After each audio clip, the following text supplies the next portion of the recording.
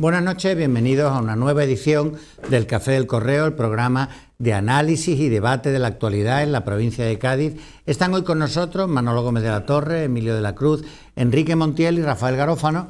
Queríamos dedicar el programa de manera casi monográfica a la campaña electoral, que aunque parece que llevamos años en campaña electoral, creo que oficialmente empieza el viernes de la semana que viene. Pero ya este sábado Pedro Sánchez va a dar un meeting en Jerez con Susana Díaz, por cierto, y esta semana ha estado haciendo campaña Grande Marlaska en la provincia de Cádiz, ha estado en el campo de Gibraltar, en Castellar, etcétera. Manolo, que suele apuntar las novedades de la campaña de una semana para otra, podía romper el fuego. Sí. Bueno, decía Fernando bien que efectivamente parece que Pedro Sánchez va a tener un meeting en Jerez con Susana Díaz y alguien más, ¿no? Supongo que más gente en el meeting, porque a raíz bueno, hay 800 plazas. ¿Te refieres a eso? No, es en una bodega, sí, y tiene 800 asientos. Pero leía el otro día que parece que hay poco ardor guerrero en Andalucía en relación a la campaña de Pedro Sánchez. Por eso digo que además de ellos dos, pues supongo que la organización se encargará de llevar a algunos más. Pero sí es verdad, ha empezado ya la pre-campaña. Lo que pasa es que ahora ya entre pre-campaña y campaña llevamos así, yo creo que prácticamente desde la moción de censura pues estamos prácticamente en campaña. Lo más novedoso quizás de estos días vuelve a ser el tracking que hoy aparece en el Confidencial de nuevo, en el que parece que las tendencias siguen siendo las mismas. El Partido Socialista parece que va a ser el primer partido de los que se presentan.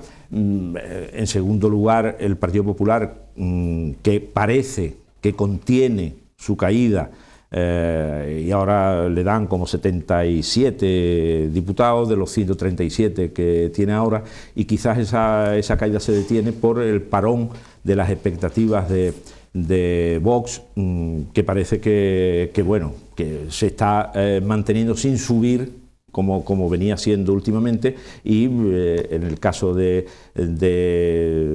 Unidas Podemos, es verdad, parece que contiene desde la aparición de Pablo Iglesias, contiene la caída que estaba teniendo. Yo creo que también le está sirviendo para ello el hecho de que las noticias que están apareciendo en relación a la brigada que se dedicaba desde el Ministerio del Interior a recoger datos para entorpecer la labor de los partidos independentistas, y no solo independentistas, sino en este caso también de Unidos Podemos, pues le ha dado un elemento para entrar en campaña con cierta fuerza, dado que el tiempo que había estado por el permiso por maternidad lo había dejado un poco alejado de esto. Eso es lo que hasta ahora aparece que se está dando, y creo que en el caso del Partido Socialista intenta que en la medida de lo posible no cometer ningún fallo, y en el caso de los otros pues seguir poniendo muy presente el tema de Cataluña en campaña, aunque parece que eso en las encuestas aparece como un tema que preocupa ya en mucha menos cantidad a la gente. Bueno, en pre-campaña, que ya prácticamente creo que el próximo viernes, ¿no? El día 12, ¿no? El día 12 creo que empieza. Creo que viene de Dolores, ¿no? Viene de Dolores. Viene de Dolores. Sí. Comienza la campaña. Bueno, el panorama ya tú un poco has reflejado en el tema de los tracking, que yo lo sigo, y con un poco la idea. Seguía mucho a Narciso Michavilla, porque creo que tiene unos niveles de acierto importantes, pero claro, es que ya desde que ser que es el asesor de Pablo Casado, y que ya se ha quedado con el puesto del marido de Celia Villalobos, pues ya ¿Ese es hermano de José María Michavilla? Sí. Entonces, claro, ya mi duda... Perdona, Emilio, aclara, has dicho que sustituye el papel del marido de Celia Villalobos, pero yo creo que hay que aclarar eso. ¿Dónde estaba el marido de Celia Villalobos? Que no lo sustituya en el tálamo conyugal. Durante muchísimos años ha intentado no existir, como es propio de ese tipo. Entonces, exactamente.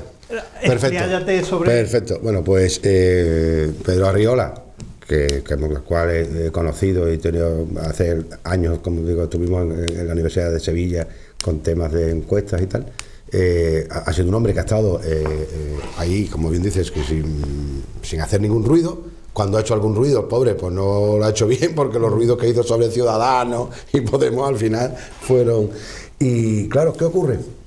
Veo, que lo indiqué el otro día, veo que la mayoría de las encuestas que sacan los medios de comunicación cercanos al centro derecha siempre terminan con que no llega la derecha a tener, y la mayoría para poder gobernar, y los de izquierda es al revés. Por lo tanto, yo creo que hay una llamada importante al voto. Lo que decía de Narciso Michavilla, que hombre, que acierta muchísimo, de hecho el que más ha acertado en las andaluzas, ¿no? Cuando sacó, nadie se podía imaginar el número que sacó Vox, pero bueno, fue el que más se acercó. Claro, yo me pregunto ahora, y hasta qué punto el que lleva una empresa encuestadora, si es asesor en este caso de Pablo Casado, ¿no? Hasta qué punto las encuestas que están saliendo tiene o no tienen una estrategia para la derecha, o son puras y tal. De hecho, que por cierto le han adjudicado las encuestas que va a hacer Radio Televisión Española el día de las elecciones. Se le han adjudicado en subasta, porque la licitación era 95.000 euros y él ha presentado 60.000. Que estaban un poco de, bueno, mira, lo ha ganado por tal. Bueno, entonces aquí el problema va a estar en Enrique Montiel, porque trae hoy ese... Viene de butanero. Exactamente, ese bonito jersey. ¿De butanero o de preso de Guantánamo? Que es un jersey, ¿no?, arrimado. Entonces, ¿por qué me refiero a ti, mi querido amigo, y el color? Porque... ¿Te gusta o no te gusta? Sí, claro que me gusta. Que la única ¿Más le gustas tú? Porque la única manera de la que la derecha pueda llegar a tener, o centro derecha, todo lo que queramos, pueda tener mayoría, hay dos cosas. Una, depende de Ciudadanos. ¿Por qué? Porque Ciudadanos o empieza ya a quitarle algo al Partido Socialista, porque está bajando, y evidentemente todas las acciones que está haciendo, incluso algunos fichajes, tiene que ir hacia intentar quitarle algo al Partido Socialista. Y las consignas que va a dar, entre otros, Federico Jiménez Los Santos, cuando falte 6, 7 días, que se avisará. Vamos a ver aquí cómo surge esa historia. Se avisará al público en general, votante de derecha que no quiera que esté a la izquierda, se va a indicar cuáles son las circunscripciones en las que hay que ir hacia el voto útil. Fijaros que llegamos... ¿Y Sánchez Dragó qué opina? Y Sánchez Dragó, de momento, no lo sé. Pero fijaros cómo se hace. Por lo tanto, en tus manos encomendamos nuestro espíritu. Por cierto, tu admirada arrimada, ¿la viste ayer en el Parlamento? Por favor. Sí. No, yo la veo en el Parlamento y me entran ganas de votarla. Inmediatamente se me pasan las ganas. En estado de beatitud, o sea, yo en un estado de... Tú arrobado, ¿no? Arrobado por lo que esa... Bueno, bien. Y por cierto, no te termino. Si alguien quiere, o tú me dices, hay una tendencia ciudadana a que se vaya perdiendo el tema de Cataluña, hay que hacer publicidad para que vean, como veo yo todos los días el juicio, verá cómo no se te quita la gana. Yo, Emilio, en fin, la verdad es que te agradezco tu buen humor, ¿no? Hoy especialmente, ¿no? La gente no lo sabe, pero una persona de un extraordinario buen humor. Y porque yo traigo hoy un mensaje bastante serio, ¿no? Yo estoy viendo la precampaña en el juicio a los golpistas, ¿no? Y estoy viendo cosas que van a tener una influencia. Hay gente que dice, no, Cataluña van a orillar. No, Cataluña va a tener una importancia extraordinaria. Es decir, cuando uno ve un testimonio y otro testimonio que te dice cosas como esta, que le llaman a la Guardia Civil fuerza de ocupación, estamos hablando de un cuerpo benemérito que ha dado centenares de vidas por la democracia española, por la seguridad de los españoles, por que le ha costado tanta sangre, tanto esfuerzo, y que lleguen a los pueblos de Cataluña y le griten fuerza de ocupación y le griten feixiste, fascista. Bueno, es algo realmente grave, muy grave, gravísimo, y eso va a tener una incidencia enorme en esta campaña, enorme. Por lo tanto, si alguien quiere esconder el tema catalán para que el tema catalán no mediatice el voto tal, se equivoca. Pero es que además he tenido la oportunidad de hablar con una persona importante del PSOE, importante, y me ha confesado que, en primer lugar, no se creen las encuestas, el tema está como mínimo de empate técnico, o sea que el PP no va a sacar los votos que los diputados, sino va a sacar muchos más, porque hay un voto ahí muy firme, y sobre todo y por el tema catalán. El tema catalán va a tener una influencia enorme en estas elecciones, sí, esto por supuesto, y sin duda ninguna en el futuro de España, ¿no? Y eso es algo que algún día mucha gente se va a tener que plantear. ¿Quién garantiza el futuro de España en libertad y en democracia, a la vista del problema gravísimo que hay en Cataluña? Y ese problema lo han gestado, lo han generado y lo han consolidado. Porque ya digo, que le digan a la Guardia Civil que es una fuerza de ocupación, es algo, es como si esto es una historia de emancipación colonial, donde un ejército extranjero entra allí para condicionar y quitar la libertad a las personas. Me parece algo tan demencial que va a tener una influencia decisiva. ¿No viste ayer la intervención de Arrimada en el Parlamento? Ahora voy al tema el tema de Arrimada. Bueno, lo de ayer en el Parlamento, bueno, eso también habrá que meterlo en este desarrollo de la campaña. Es decir, que el vicepresidente... Le hizo un favor a Arrimada, ¿eh? Sí, que el vicepresidente de la Cámara le haga el papelón innoble e indigno que hizo. Una Cámara que además no se abre nunca, que ayer se abrió porque tenía necesidad de aprobar una cosa sin mayor importancia, que si no ni la abren, y que haya hecho eso, y que, bueno, claro, ante esa acción hemos visto a una diputada valiente, con las cosas muy claras, que no le tiene miedo ninguno a esta gente y que le planta cara, es algo también. Por eso tú decías antes lo de vamos a ver qué pasa con Ciudadanos. Yo también quiero ver qué pasa con Ciudadanos. Es decir, realmente yo quiero ver lo que pasa con todos. Claro. Lo que pasa con todos, ¿no? Sí. Yo sé lo que está pasando. Por ejemplo, ayer el tema de la Diputación Permanente de las Cortes. Bueno, pues está claro que lo que llevó a Pedro Sánchez al poder, a la presidencia del gobierno, sigue de alguna manera actuando ahí, sigue actuando. Y de hecho yo creo que el separatismo catalán, que se opuso a la permanencia de este gobierno, está muy arrepentido, sobre todo porque puede perder el gobierno Pedro Sánchez o puede propiciarse, depende de los resultados electorales, un nuevo gobierno en donde no estén contemplados los separatistas, ni Podemos, ni el PNV, ni Bildu, en cuyo caso la política española iría por otro tendido. Entonces, en esta primera intervención... A Ciudadanos no le interesa, fijaros que en la mayoría de las encuestas lo que sí se da es la posibilidad de gobernar Ciudadanos con PSOE. Entonces, Ciudadanos no le interesa sacar esto primero, porque... Yo no sé si se ha equivocado, ya veremos si se ha equivocado la estrategia o no. Esa línea roja con el Partido Socialista, yo entiendo que no ha sido muy positiva, porque no tiene mucho más que rascar donde va a estar en los votos de la derecha. Porque como bien has dicho tú, yo lo voy notando ya, en alguna... O sea, está yendo mucha gente al voto al Partido Popular, con un poco el miedo a la división. Por lo tanto... va a llegar a tener su techo. Vamos a hablar más rato de campaña. Rafael. Bueno, sí, yo creo también que Ciudadanos va a ser un elemento importante. Claro, no Ciudadanos, las personas que van a votar a Ciudadanos. Claro.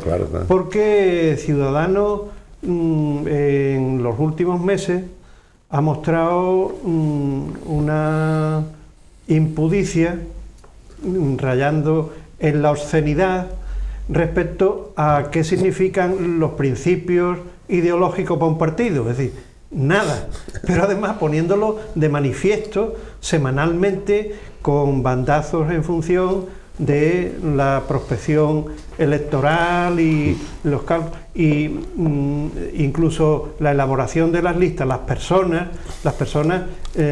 teniendo como principal motivo de selección su itinerario político para ver si muestra que alguien que ha estado en el PSOE o en el PP o tal termina yendo.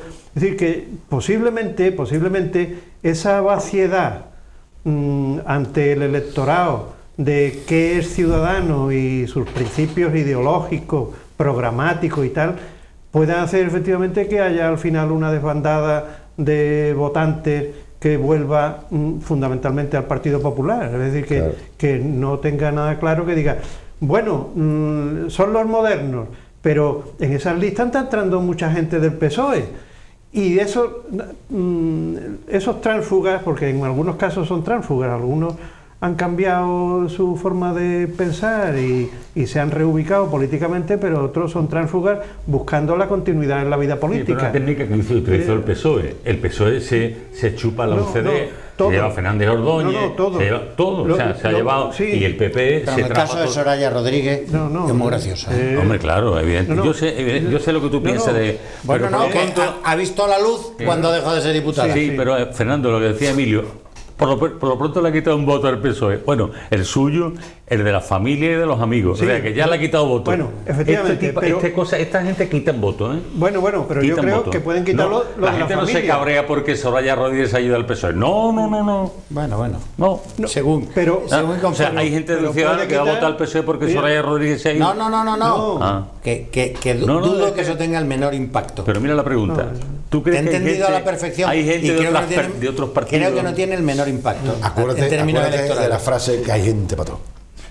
Bueno, Rafael estaba hablando. no me No, dejes bueno, terminar. yo creo que Ciudadanos puede tener un declive muy próximo a las elecciones importantes y que no voy a decir que se lo tiene merecido, pero que era previsible. Yo digo que era previsible porque esos bandazos no pueden ser, la gente no va a votar en función de lo que los equipos de marketing le digan a los dirigentes día a día lo que tienen que hacer, y entonces, bueno, ya voy a votar, pero el partido que voy a votar ya no es lo que yo pensaba ayer, porque ha habido aquí unas actuaciones, unos fichajes.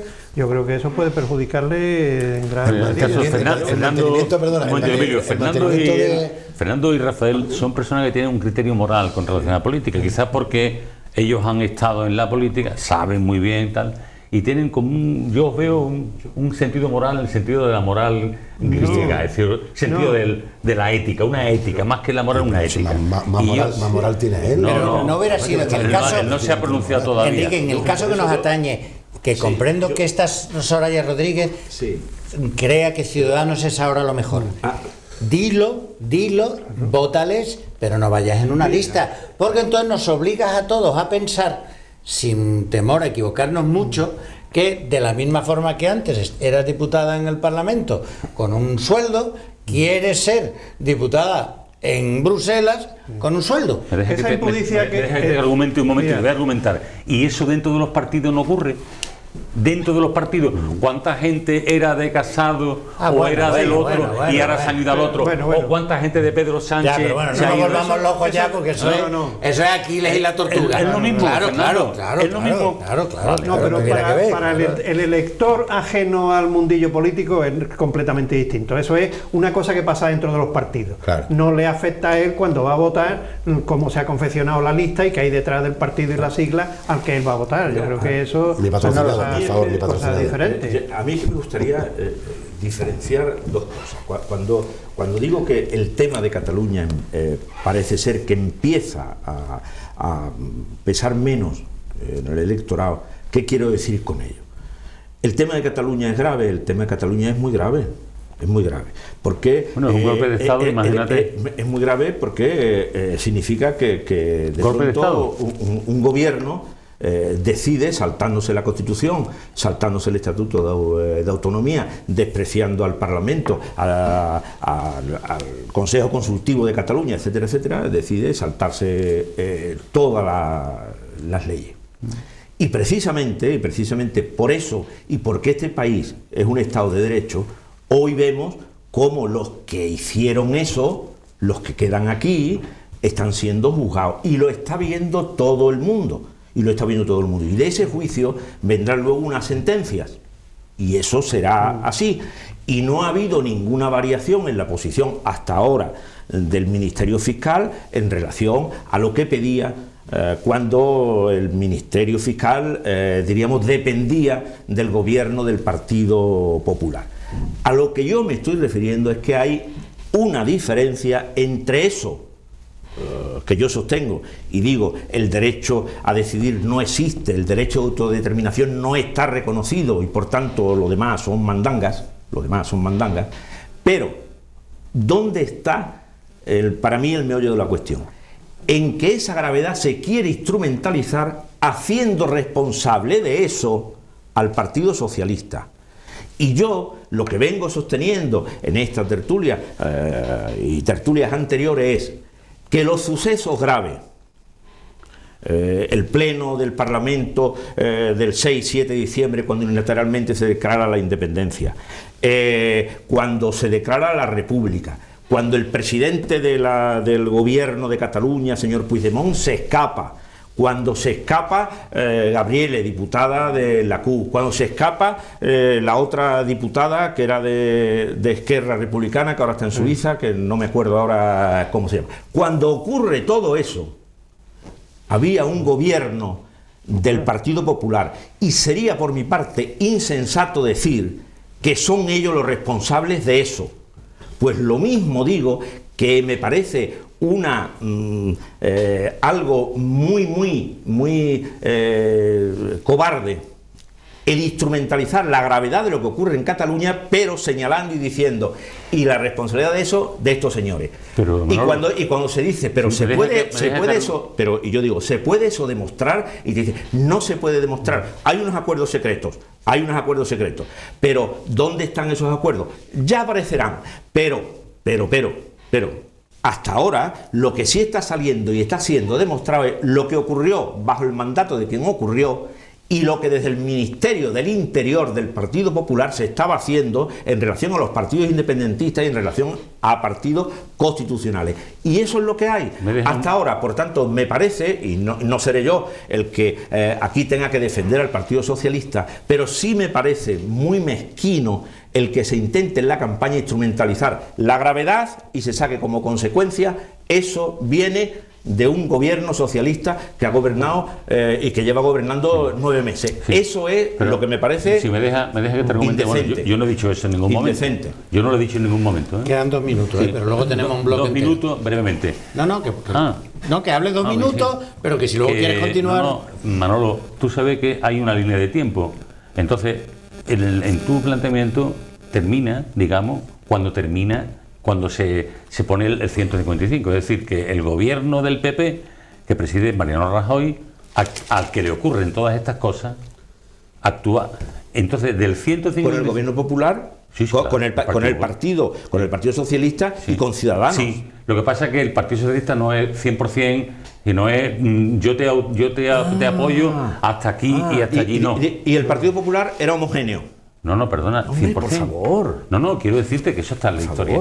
Y luego hay otro tramo en la línea de tiempo entre el 155 y la moción de censura. La moción de censura la hace Pedro Sánchez con el apoyo de la gente que toda España sabe. ¿Por qué la hace? Porque sale una sentencia que dice que el partido que está en el gobierno es un partido corrupto. Hay una sentencia que dice, hay una sentencia que pone un juez que dice una línea. Una sentencia. Bueno, juez no, vamos a ver. Es una sentencia. Vale. ¿O no? Sí, una sentencia, sí. Vamos, yo no voy a defender a por eso viene la moción de censura, sí, porque aprovechan la situación. Sí, la moción de censura viene por eso, pero ¿quién la apoya y por qué la apoyan? ¿Entiendo, no? Pero de todas maneras, como esto es una percepción individual de la gente... Claro. Hacemos un receso y continuamos en un momento.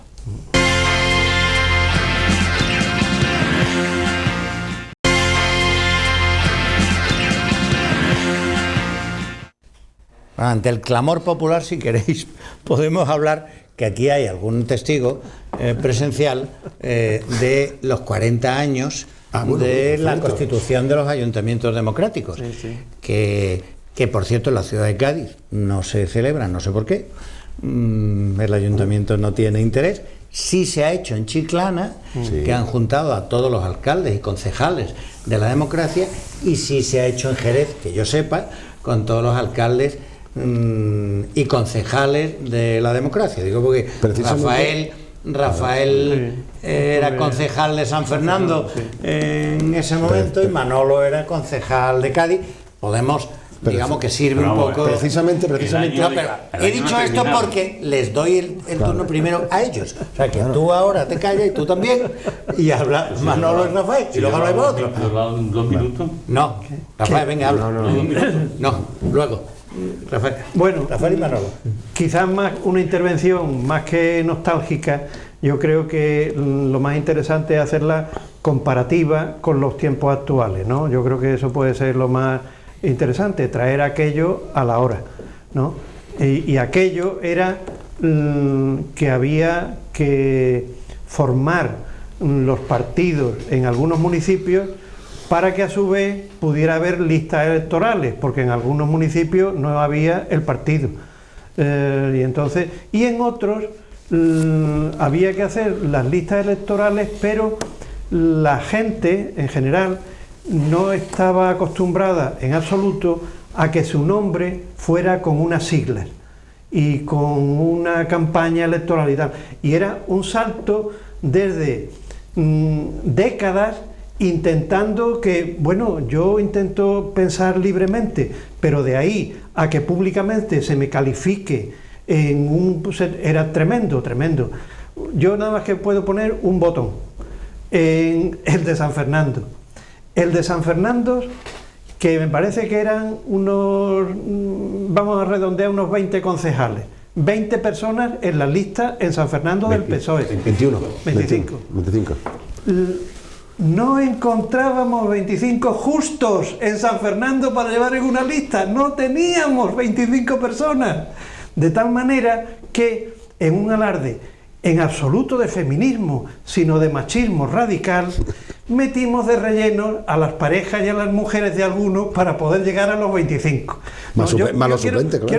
Yo creo que es un ejemplo que clarifica perfectamente la situación en la que se estaba, ¿no? Y después, en la constitución de los ayuntamientos, era una ideología transversal que era ocuparse de los asuntos públicos por encima de las siglas de partido.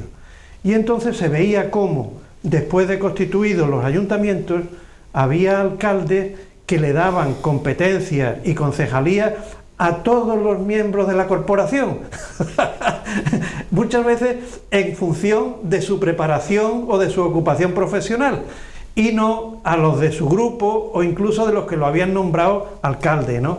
Y vemos la distancia, una legislatura entera, la primera legislatura, 4 años, ¿no? Entonces la distancia era enorme y los principios por los que se regían los partidos en la confección de las listas y después en los equipos de gobierno era totalmente diferenciado de lo que después ha ido decantando el periodo democrático, ¿no? Manolo. Sí, yo de lo que recuerdo con más fuerza, éramos absolutamente inexpertos, absolutamente inexpertos. Hoy se puede decir que se le da a la gente 100 días, cuando se ganan unas elecciones se les dan 100 días. Nosotros no teníamos ni idea de lo que era un ayuntamiento, porque no teníamos por qué tenerla, porque hasta entonces, desde las elecciones del 39, del 31, las elecciones del 31 que trajeron la República, pues no había habido unas elecciones municipales en democracia, por tanto éramos absolutamente inexpertos. Era un mundo para nosotros, aquello era un mundo.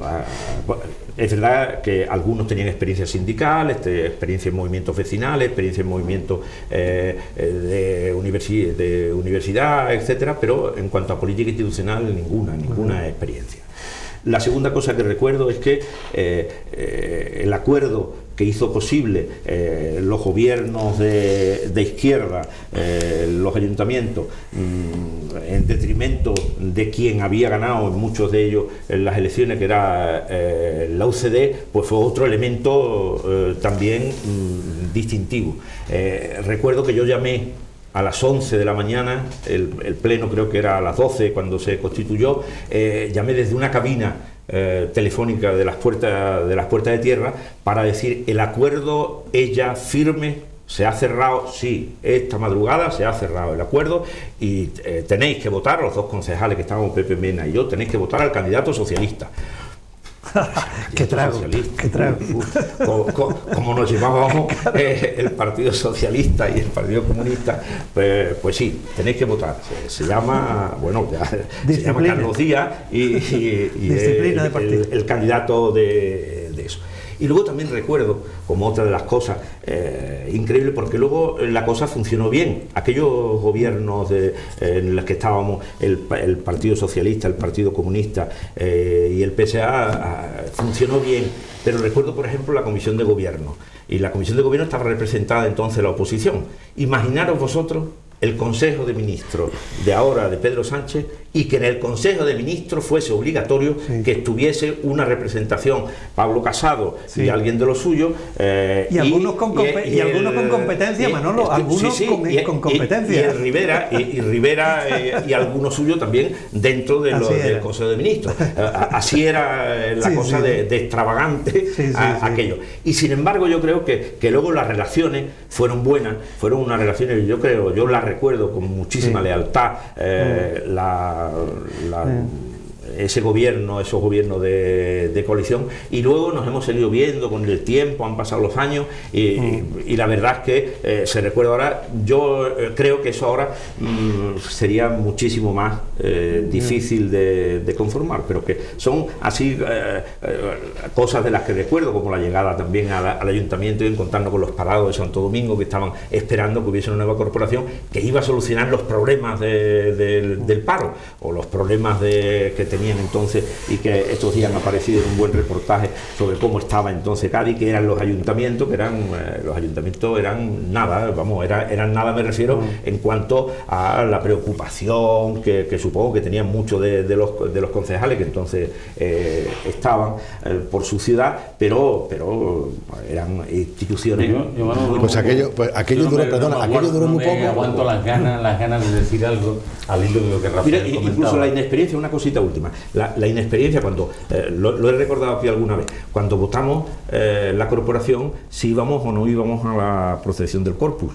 Y eso se sometió a votación, como todas las cosas, porque entonces pensábamos que todo había que someterlo a votación. Luego ya con el tiempo ya se vio que ese tipo de cosas pues no había por qué someterla a Manolo, con la perspectiva del tiempo y al hilo de lo que ha dicho Rafael, hombre, yo recuerdo, y yo es que estoy convencido de que la historia de San Fernando hubiera cambiado si hubiera triunfado el candidato del Partido Socialista Obrero Español de San Fernando, que se llama Agustín Mendoza, y que era un ejemplo de honradez, de seriedad y de rigor. Eso no fue posible y ha venido lo que ha venido. Tan es así que hace 10 años se produjo el conocimiento de un hecho terrible, como fue el robo de la Caja Municipal de más de 7 millones de euros, y 10 años después todavía no sabemos cómo fue, dónde está el dinero y quiénes fueron los responsables. Es decir, eso fue el colofón, digamos, de una serie de gobiernos políticos en la ciudad que se produce porque Agustín Mendoza, en mi opinión, no fue alcalde de San Fernando. Pero entonces, fíjate tú, es que estamos hablando, es que entonces los concejales no tenían sueldo. Entonces el primer sueldo fue para el alcalde, poderle poner, creo que se le puso sueldo al alcalde. Los grupos tenían una pequeña dotación para desenvolverse. Yo estuve en la primera legislatura en la Diputación, y en el PSOE lo que hacíamos era entregar al partido la diferencia entre lo que tú ganabas de tu sueldo trabajando en lo que trabajaras y lo que te daba Diputación. Había un plus de más, que eso se entregaba al partido porque se suponía que que como va tú cobrar más que lo que está cobrando por tu trabajo. Nosotros le dábamos el dinero cuando ya las instituciones empezaron a dar algún tipo de salario a los concejales. Entonces, en el Partido Comunista se entregaba el dinero íntegramente, iba desde la institución a las cuentas del partido, y luego el partido era el que arreglaba contigo pagarte pues el salario que se supone que tú estabas ganando. Cuando eso originó algunos problemas a la hora de hacer la declaración de Hacienda, y había que hacer dos declaraciones: la declaración de lo que tú realmente percibías y de la que costaba oficialmente que percibías, porque claro, encima no ibas a tributar por lo que tú no percibías, sino que lo percibía esa concordia el partido, ¿no? Conseguir un poco la línea que ha contado Rafael, y que se repartían incluso las delegaciones entre las competencias entre todos y tal. Posteriormente eso se acabó a partir del 83, porque cuando yo llegué en el 87 se modificó la ley, señor, ya era Mira, Emilio, las mayorías absolutas aplastantes. Emilio, en Diputación se entregaban competencias a concejales en función de el municipio del que eran concejales. Entonces, el presidente de la Diputación, que era socialista, decía: no, en el campo de Gibraltar tenemos aquí un concejal de San Roque. Sí, pero este es de UCD. Bueno, pero está en San Roque. Y se le entregaban competencias porque se podía ocupar de los asuntos de Diputación en su zona o en su municipio, tal. O sea que había diputado visitador. Efectivamente, había un reparto de eso. Pero yo quiero comentar también una cosa, que también es muy importante, porque es que si empezamos a comentar aquella época, empieza a alejarse históricamente. Y lo que voy a contar va a parecer que hace 125 años, de verdad. Y es lo siguiente: en el Partido Comunista y en el PSOE estábamos muchos que salimos concejales en una etapa primera de la democracia que iba a ser pasajera, porque nosotros entrábamos en las instituciones para preparar al país desde los municipios para la llegada del socialismo. Es decir, que nosotros nos hicimos socialdemócratas en el ejercicio del cargo durante la transición esa dentro de las instituciones, pero en principio a lo que íbamos es a preparar la llegada del socialismo puro y duro, como Moisés, del socialismo era Moisés, el bautista, en las instituciones. Más bien el bautista. No, Moisés, el que Moisés vendrá, que, eso era así. Moisés que llegó con el pueblo de Israel, y él ya no fue a la tierra prometida. Como San Juan Bautista preparar el camino del Señor, pero iba a venir el socialismo. Y entonces lo hacíamos con aquellas pautas interiores, pero eran pautas interiores, no de gestión, porque la gestión era intentar que las instituciones salieran para adelante, porque es que no teníamos en las instituciones, cuando llegamos, no había ni sitio físico para que estuvieran los concejales. Es decir, los concejales se aprueban, entran en las instituciones y al día siguiente van por allí y dicen que ¿dónde nos podemos poner? Y dice, vale, en los pasillos, porque aquí despacho tiene el alcalde o el presidente de la Diputación, el secretario general, el interventor. Y bueno, y entonces estaban los pasillos llenos de sillas, allí la gente sentada con los papeles encima de las rodillas. Eso fue, o sea, fue la creación de la volviendo a Di Stéfano, como diría Fernando, y Di Stéfano, ¿qué queda de esto en esta campaña que está? ¿Qué hay de aquello en estos días? Primero un pequeño echado de menos que el señor Santiago, la verdad es que a él también se me ha ido a mí, que teníamos que haber reivindicado que se hubiera hecho alguna conmemoración de los 40 años en el ayuntamiento. Bueno, no, yo lo dejo. Te he dicho, te he dicho, no sé, ya en Chiclana y en Jerez se han hecho. No sé que se haya hecho en ningún otro sitio. No, porque es que hay ahora mismo. En Cádiz hay un cierto adanismo, ¿no? Sí, efectivamente, eso es lo que iba a comentar. Es decir, que ahora mismo, aquella época, se ve como el origen de los males. Es decir, aquella primera democracia, aquella primera etapa, allí había unos males que han llevado a la corrupción, la política como negocio y profesión, etcétera. Pero el adanismo que trajo Ciudadanos era todo esto. No es más que una democracia, entre comillas, que hay que reinventarla de nuevo. Sí, pero como el alcalde se está reinventando, lo estamos viendo permanentemente, y fíjate que hoy está firmando el adelanto de dinero a las cofradías, cuando imaginaron cuando llegó y tal.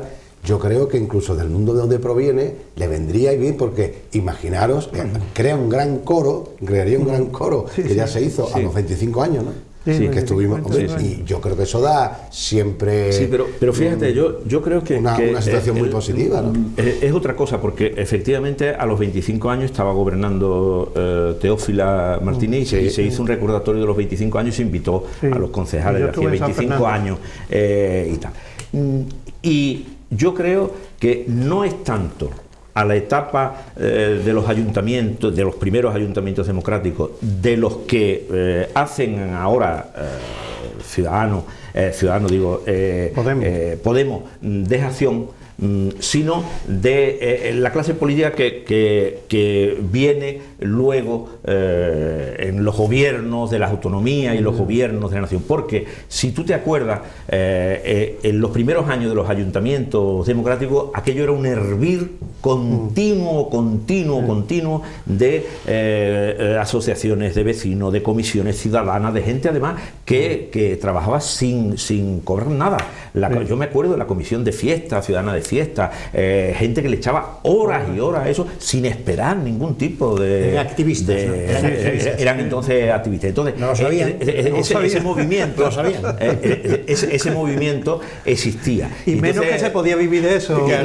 Y entonces se contaba, y las asociaciones de vecinos tenían fuerza. Y las asociaciones de vecinos, yo recuerdo, tanto en Loreto como en La Laguna, como el Cerro del Moro, tenían fuerza, eran gente que imponía. Entonces, esa parte yo creo que no está tan denostada por Podemos como lo que luego, degenerando, es cierto que los ayuntamientos llegaron a los alcaldes que cobraban más que un presidente del gobierno. Y en esta provincia hemos tenido ejemplos de alcaldes y alcaldesas que han ganado más de lo que estaba ganando el presidente del gobierno. Por tanto, aquello fue un momento de explosión que luego...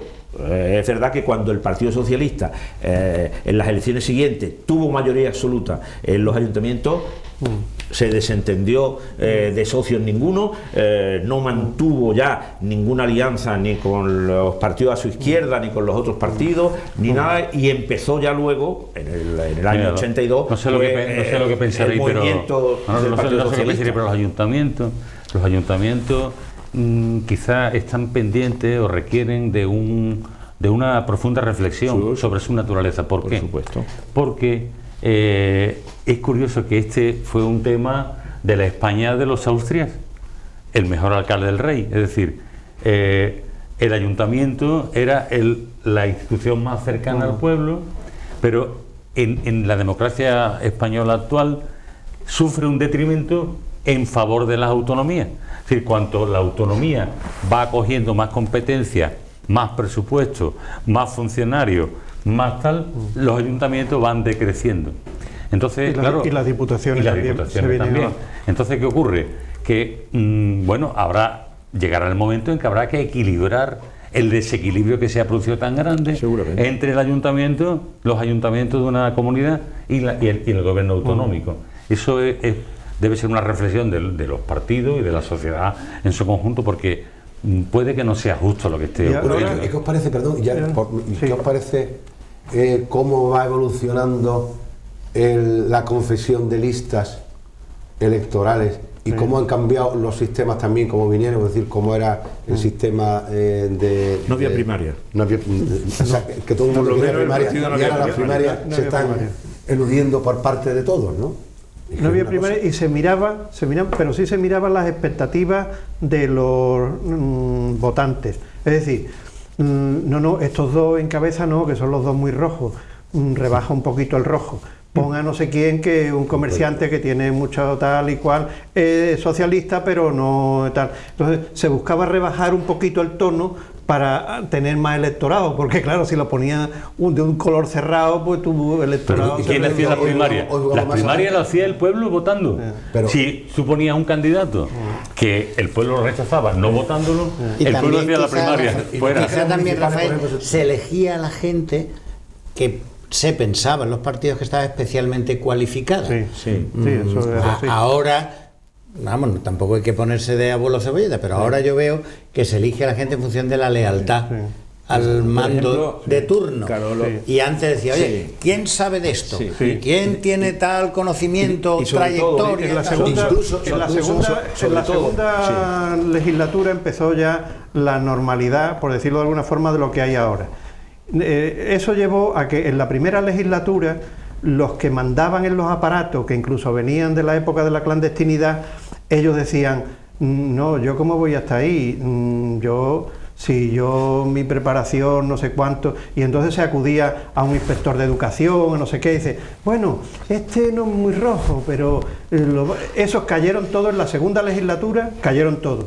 Y aquellos que nombraban en función de la idoneidad para ser votado y para la gestión, en la segunda dijeron, el más ideal soy yo, y se ponían ellos. Y con el tiempo les dieron una fundación con su nombre y sus apellidos. Sabes que había, claro, en la cantera, lo que decíamos que era la cantera, de dónde provenía, de dónde se surtían las candidaturas, yo hablo de las candidaturas del Partido Comunista, era fundamentalmente de los movimientos sociales organizados. Eran gente representativa, muy representativa, que estaba muy bregada en ese tipo de gestión y de lucha frente a las distintas administraciones, pues del movimiento vecinal, del movimiento estudiantil, gente que destacaba en la universidad, del sindicato, muchísima gente que provenía del ámbito de comisiones obreras, fundamentalmente. Por tanto, había ahí una cantera de gente que efectivamente era muy representativa en sus ámbitos de actuación, que había venido siendo el movimiento, los distintos movimientos sociales organizados. Bien, es verdad que eso luego ocurrió lo mismo que habla Rafael en el Partido Socialista, pues eso fue ocurriendo poco a poco también en los otros, en la medida que esos movimientos dejaron de tener la pujanza que tenían al principio y ya no cogías ahí líderes ni sindicales, ni vecinales, ni nada. Hubo también una circunstancia que está teniendo también repercusión en el presente y la va a tener en el futuro inmediato, que es que cuando entramos los cargos públicos empezamos a ver que únicamente había aparato administrativo alrededor de los alcaldes o de los presidentes de la Diputación, pero te encomendaban unas áreas de gestión y tú no tenías funcionarios, y entonces hubo una avalancha de contrataciones, y las instituciones tenían físicamente que adecuar sitios para poder estar trabajando allí, y después una plantilla que pudiera trabajar sobre los asuntos. Bueno, todos aquellos están llegando a la vez a la hora de jubilación. Te lo iba a decir. No, eso es lo que voy. En la Diputación cada día hay una jubilación. Cada día hay una jubilación en Diputación. Los que entramos en los 80. Y en otros ayuntamientos grandes también está pasando lo mismo. Y no se va a contratar, que eso es una historia, no se va a contratar con la tasa de reposición. Es decir, no va a haber uno por uno, sino que hay unas cortapisas grandes para que se igualen las plantillas que había con las que hay ahora, que vayan a menos, ¿no? Pero es un fenómeno que está ocurriendo estos días. Yo tengo que reconocer que con la perspectiva de tantos años, pero aquella primera corporación, hay que decir que quien tenía la candidatura más pensada para lo que era un ayuntamiento, y aunque ellos no tenían experiencia institucional en el ayuntamiento, sí tenían relación con quien tenía entonces y mandaba en los ayuntamientos, fue la candidatura de UCD. Si uno repasa la candidatura de UCD, de aquella candidatura, era una candidatura potente, con Pedro Valdecanto, Moncho, Carlos Rosado, era gente de fuerza. En la nuestra, pues con un histórico del movimiento movimiento obrero y del movimiento vecinal que era Pepe Mena. En el Partido Socialista, pues luego gente que tenía el caso de Goyo, que había tenido también mucha influencia en el movimiento vecinal, en fin, que había entonces, quiero decir que la más potente para lo que luego había que hacer en el ayuntamiento, que nosotros no sabíamos porque no teníamos esa experiencia, fue la candidatura de UCD, porque eran gente, altos cargos de astillero, de empresa potente, Bueno, etcétera. concluimos. ¿Dedicatorias?